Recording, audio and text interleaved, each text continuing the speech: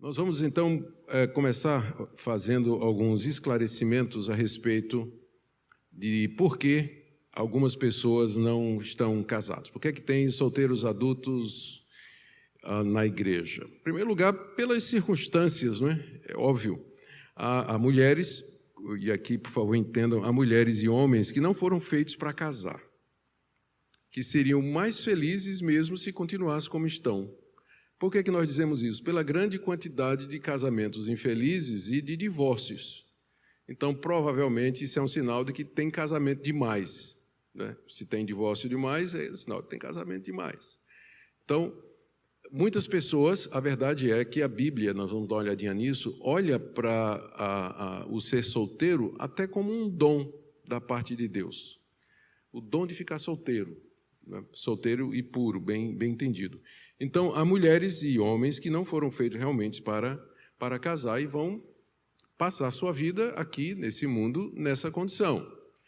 E o que não faz dessas pessoas, uma categoria inferior de cristão ou de ser humano e que também não têm direito ou acesso à felicidade e à realização pessoal. Mas a verdade é que vai haver, sempre houve e sempre haverá. Segundo, há homens que ainda não encontraram uma mulher que aceitasse seu pedido de casamento. Então, ou porque é feio demais, ou porque não leva jeito, ou porque, né, tem mau hálito, né? Mas tem homens que não aceitaram, não acharam ainda uma mulher que aceitasse o seu pedido de casamento. Então, eles estão procurando, não é? Mas, por enquanto, não deu certo ainda. Ainda não chegou, não encontrou o par ideal. E há vice-versa também. Há irmãs e pessoas, não é, que ainda não foram pedidas em casamento, né, por razões as mais diferentes possíveis. E há aquelas pessoas que estão divorciadas e nem por culpa foram abandonadas, foram largadas, o marido traiu, trocou por outra, ou a esposa traiu, trocou por outro, e eles estão nessa situação de solteiro adulto, não por opção, não é? Porque nunca queriam isso, mas as circunstâncias acabaram provocando esse tipo de coisa, e aqui também está aquela categoria dos viúvos, que estão sofrendo pela perda do cônjuge. Então, existem pessoas que são doentes, né, que têm algum tipo de doença que impede o casamento, que não daria certo casar. O apóstolo Paulo, lá em 1 Coríntios, capítulo 7, de 25 a 28, ele dá a opinião de que, diante das circunstâncias em que a igreja de Corinto vivia, era uma igreja que estava passando por algum tipo de perseguição. Na verdade, todas as igrejas do século I, elas passavam por dificuldades, hostilidade dos vizinhos, depois uma perseguição severa pelo Império Romano. Então, Paulo diz que nessa situação era melhor ficar solteiro, era melhor não casar. Quem era solteiro permanecesse, quem era viúvo não procurasse casamento, porque quando há perseguição, você tem que pensar em fugir da diferença entre você escapar sozinho, não é? Tentar escapar sozinho, ou escapar tendo pela mão uma mulher com um menino no colo e outro na barriga. Então, tem situações que são fora do controle da gente, em que a melhor coisa é estar solteiro mesmo, não procurar casamento, como, por exemplo, em épocas de perseguição, época de guerra e outras tragédias que se abatem sobre a humanidade. Então, por conta disso, nós temos... essas são algumas explicações para pessoas que estão solteiras pelas circunstâncias. Elas gostariam de casar. Estão sozinhas pelas circunstâncias, porque elas gostariam de casar. Mas por conta de tudo isso que nós falamos, ainda não apareceu a pessoa, circunstâncias outras, problema de doença, divórcio, viuvez. Então, por conta disso, elas estão nessa situação. E aqueles que são solteiros por opção. Eu creio que não deve ter quase nenhum deles por aqui, né, no estudo de hoje. Mas são pessoas que preferem a vida de solteiro e as vantagens que a vida de solteiro traz. Porque tem vantagem, algumas vantagens sobre a vida de casado. Tem uns que optam ficar solteiro, por exemplo, por conta do reino de Deus. Lá em Mateus 19, o Senhor Jesus resumiu bem essa situação. Se você quiser abrir comigo a Bíblia aí, Mateus 19, a partir do verso 11. O Senhor Jesus estava tratando exatamente da questão do divórcio e quando ele colocou as regras para o divórcio, os discípulos deram um salto, né, preocupados, como é que então, se a regra é essa, como é que vai, se vale a pena casar? E Jesus então respondeu no verso 12 do capítulo 19, dizendo assim, no verso 11, Jesus respondeu, nem todos são aptos para receber esse conceito. Ele estava falando do casamento, e dizendo, nem todos são aptos para receber esse conceito, mas apenas aqueles a quem é dado. Porque há eunucos de nascença, o eunuco geralmente era um oficial da corte de um rei oriental, que era colocado para administrar algum negócio do rei. E geralmente esses reis tinham harém, tinham muitas mulheres. E então ele nomeava um homem de confiança para cuidar do harém.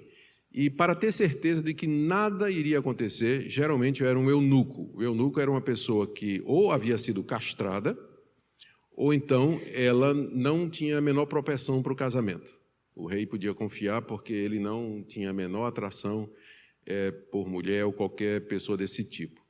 Então, geralmente era essa pessoa que era colocada nessa situação e era chamado de eunuco. Então, Jesus disse que há eunucos de nascença, pessoas que nasceram e que são pessoas absolutamente normais, só que elas não têm o desejo e a paixão sexual necessária para entrar num casamento.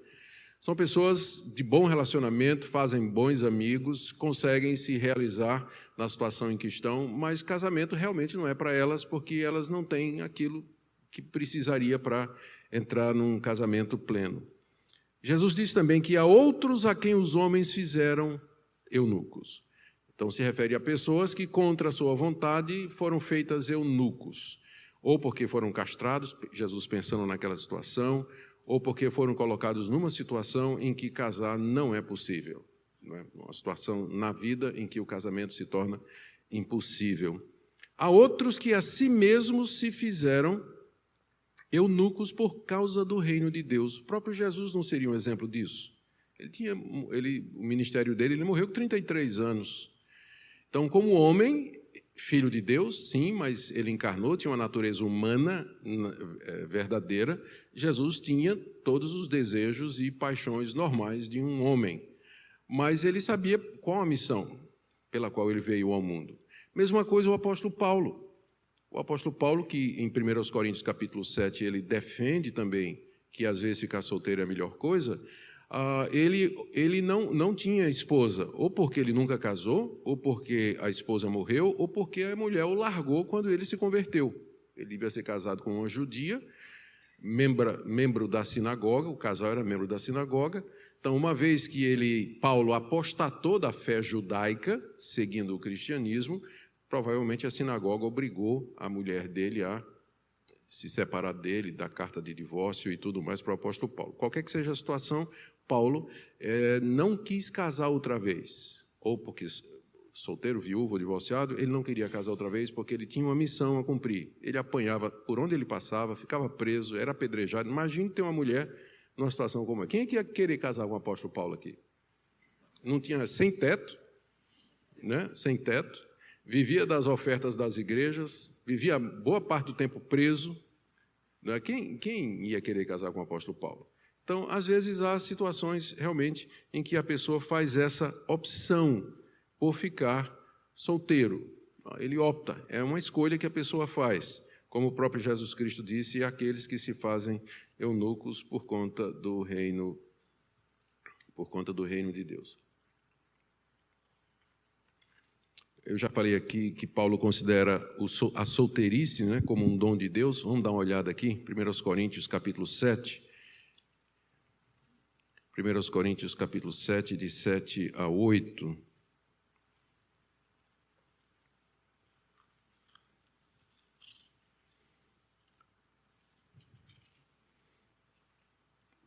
Ele diz assim: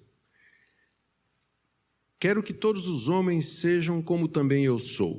No entanto, cada um tem de Deus o seu próprio dom. A palavra dom aqui, a palavra carisma, é a mesma palavra que ele usa nessa carta no capítulo 12 para se referir aos dons espirituais. Profetizar, falar em línguas, fazer milagres, administrar, exercer misericórdia, presidir. Então, Paulo parece que vê ficar solteiro ou casar como sendo um dom, um carisma. E ele diz que cada um tem de Deus o seu próprio dom. Está aí no verso 7. Cada um tem de Deus o seu próprio dom. Um, na verdade, de um modo, outro de outro. Aos solteiros e viúvos digo que lhes seria bom se permanecessem no estado em que também eu vivo. Caso, porém, não se dominem, que se casem, porque é melhor casar do que viver abrasado. O que Paulo está pressupondo aqui é que a pessoa que tem o dom, ela não vai viver abrasada pela paixão sexual. Porque se ela vive abrasada pelo desejo sexual, a solução de Deus é o casamento. Então ela vai procurar casamento. E enquanto não acha, ela vai se dominar. Enquanto não acha, vai se dominar. Mas aqueles que têm o dom de ficar solteiro, eles não vivem abrasados. É a expressão que Paulo usa aqui, né? Consumidos pelo fogo da paixão. Eles conseguem conviver bem com o fato de ser solteiro. Não é que não tenham atração por uma mulher, não é por um homem, uma pessoa de outro sexo, naturalmente, não é que não tem esse tipo de atração. Só que não é uma coisa assim, um fogo consumidor, não é? Não é um fogo consumidor. Então, a pessoa consegue viver bem, consegue controlar, e a vida dela tá bem, ela não precisa, ela opta, então, para não casar, continuar na situação que ela está, na vida que ela está. Se alguém ficou viúva, foi divorciada, largado, ou mesmo então que nunca encontrou casamento, tem pessoas que simplesmente optam por continuar do mesmo jeito, porque não estão abrasadas, não é?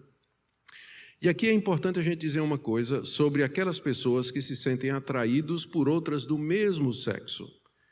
É possível, considerando a natureza do pecado e a maneira como o pecado mexeu com a estrutura humana, que pessoas nascem, não vou chamar de defeito de fábrica, que vocês vão querer botar a culpa em Deus, mas elas já nascem inclinadas ao mal, E o mal tem muitas formas. Então, tem pessoas que nascem com tendência para tirar o que é dos outros. A gente chama até de cleptomania, né? E hoje é considerado já como praticamente um traço genético. Tem pessoas que nascem com um temperamento horrível, são explosivas, elas não têm paciência. Algumas têm pavio curto, essas nem pavio têm, pega na pólvora, né, direto. Não tem gente assim, que desde criança, né, tem essa tendência para a ira. É uma pessoa iracunda, de nascimento. Então, ela vai brigar a vida toda com essa tendência para ser irada. E tem pessoas pessoas heterossexuais, que elas vão lutar a vida toda para ser fiel.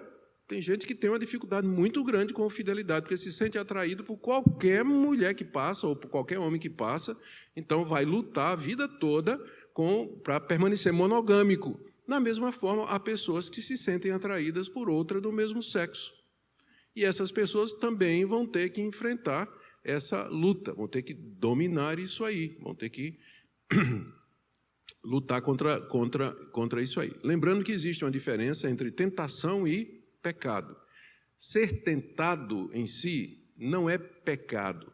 Pecado é quando você aceita isso, você pratica isso, você vai atrás disso. Então, no trânsito, por exemplo, o iracundo, né? Ele sabe que ele tem essa natureza. Então, o cara dá uma barbeirada, né, na frente dele, e aí a ira se avoluma dentro dele, né?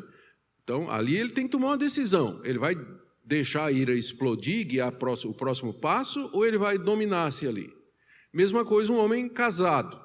Ele não está fazendo nada, de repente passa uma mulher provocante na frente dele, que ele não pode evitar. Passa uma mulher provocante na frente dele. Então, o desejo vem. Ali ele vai ter que tomar uma escolha, qual vai ser o próximo passo. Tirar o olho ou dar a segunda olhada. Né? Ou dar a segunda olhada. Então, é uma briga que todos nós temos a vida toda. Todo mundo vai ter sua própria briga do seu próprio jeito, por conta da natureza pecaminosa que está em cada um de nós. E pessoas que, com tendência de gostar de outras do mesmo sexo, elas vão ter que lutar contra isso também. É possível que uma pessoa... A conversão nem sempre acaba com isso. Tem casos de pessoas que, quando se convertem, muda o jeito, muda o temperamento, se tornam mais brandas, se tornam mais fiéis e até realmente podem ter mudanças nesse sentido. Mas, na maioria dos casos que eu conheço, se a pessoa tinha inclinação para a homoafetividade, a conversão não elimina isso necessariamente, mas introduz um novo princípio de vida que dá a essa pessoa a condição de dominar-se. E, nesses casos, a opção realmente é o celibato. Porque casar com gente do mesmo sexo dentro da igreja evangélica, pelo menos por enquanto no Brasil, não dá. Não vai. Então, não tem como, a opção vai ser realmente o celibato. E isso é perfeitamente possível. Eu me lembro de ter aconselhado pelo menos umas 3 pessoas crentes. Eu lembro particularmente de um rapaz que eu ajudei durante 3 anos. Ele era estudante universitário de filosofia. De vez em quando ele chegava, estou me sentindo atraído pelo meu professor de filosofia. Eu digo, muda de classe, jovem. Fecha a disciplina. Vai fazer, foge da tentação, não dá bobeira, vai. Eu diria a mesma coisa se chegasse lá uma moça da igreja casada dizendo, estou me sentindo atraída pelo meu professor de química. Eu diria a mesma coisa para ela. Então, há lutas que devem ser enfrentadas, e nesse caso aqui, pessoas que se sentem atraídas pelo mesmo sexo, elas vão optar por ficar solteira mesmo, porque não vai ter opção, o que não quer dizer que ela vai ser infeliz. Então, diante de tantas possibilidades, nós precisamos cuidar para não julgar as pessoas que não estão casadas, porque a gente não sabe direito os motivos interiores, as condições, a história da pessoa, e é exatamente por falta de sensibilidade nessa área que o solteiro adulto se sente, às vezes, deslocado na sua própria igreja, não se sente parte, já que a igreja toda parece ver o casamento como sendo o padrão de felicidade para todo mundo.